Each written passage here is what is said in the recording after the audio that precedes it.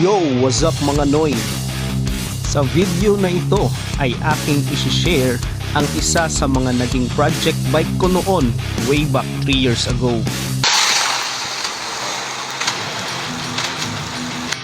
Eto nga pala yung bike na nakita ko at binili sa isang surplus dito sa Jansan.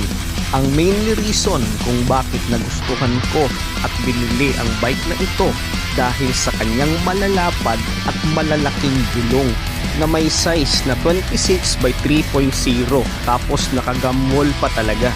And then solid yung frame niya. It reminds me of a dirt jump bike.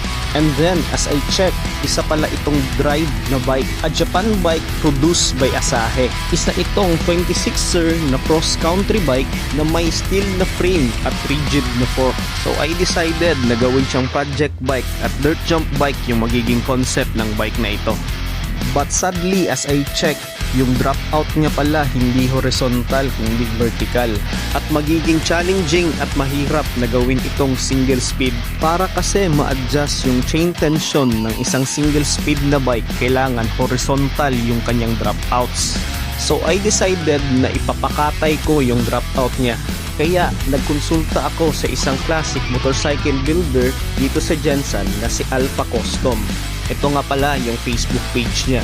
Since the first time niya lang din gagawin yung pagkakatay ng isang dropout, ay inexplain ko sa kanya yung mga cutting na gagawin pati na rin yung measurement ng axle ng hub.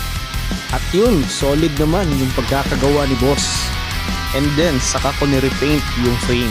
Good thing may tropa na nagpasa ng 26er na coil na suspension at ni-repaint ko na lang din siya.